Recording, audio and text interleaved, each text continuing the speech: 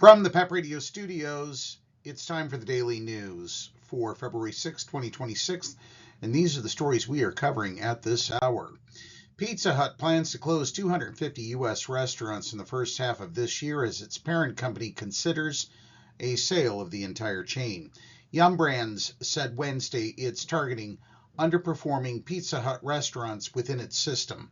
Pizza Hut has more than 6,000 locations in the United States.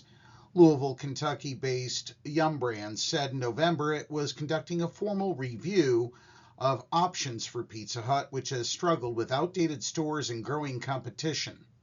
The chain's U.S. same-store sales, or sales at locations open at least a year, fell 5% last year, Yum! Said. Rival Domino's, the world's largest pizza company, hasn't yet released its full-year earnings, but its U.S. same-store sales were up 2.7% in the first 9 months of last year. Internationally, Pizza Hut's results have been stronger. International same-store sales were up 1% last year, with growth in Asia, the Middle East, and Latin America, Yum! Said. China is Pizza Hut's second largest market outside the United States, accounting for 19% of sales.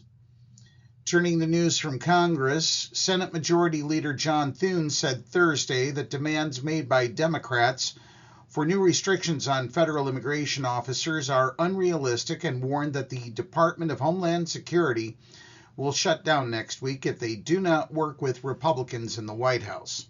Democrats say they will not vote for a DHS spending bill when funding runs out unless there are dramatic changes at U.S. Immigration and Customs Enforcement and other federal law enforcement agencies in the wake of the 2 fatal shootings of protesters in Minneapolis last month.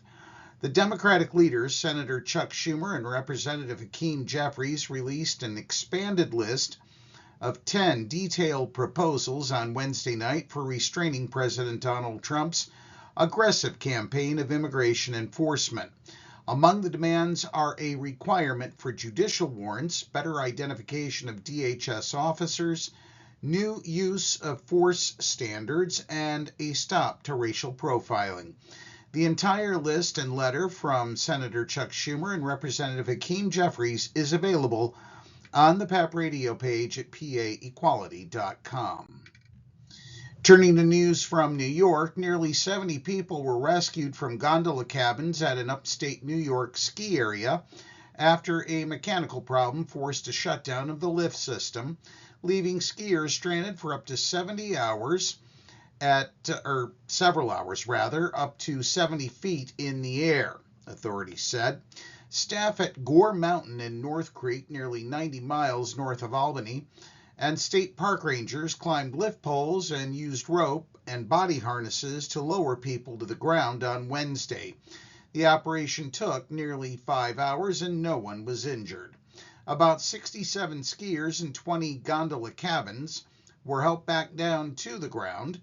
There was some anxiety among those trapped and worries about having to use the restroom, people on the mountain said. Although the temperatures were below freezing, the cabins remained warm as the doors were closed and the sun was shining, they said. And in news from Pennsylvania, a bill that would ban students from using their cell phones in school was sent to the Pennsylvania House of Representatives after passing in the Senate on Tuesday.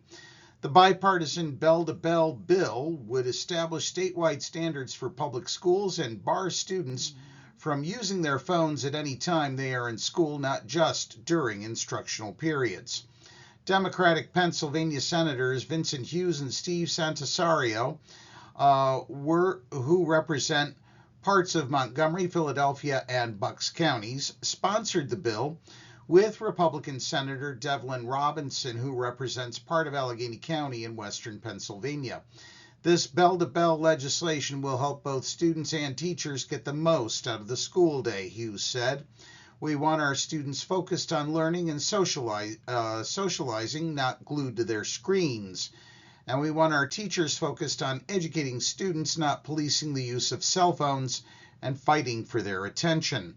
According to the bill's sponsors, Senate Bill 1014 would let school districts decide how to implement and enforce the bell-to-bell standard, including where cell phones would need to be stored during the day. The legislation includes exemptions for students with certain medical conditions, those with individualized education plans that require a personal communication device, English as a second language learners who need phones to help translate, teachers using phones as an instructional tool when approved by principals, and of course single-day occasions like field trips or science fairs. And that's the news for this hour. If you are watching our news videos on YouTube, please be sure to subscribe to our channel. Pep Radio is available on the Live 365 app, the Pep Radio page at paequality.com, Roku, and Alexa. Up next, we have the Meadville area weather forecast here on Pep Radio.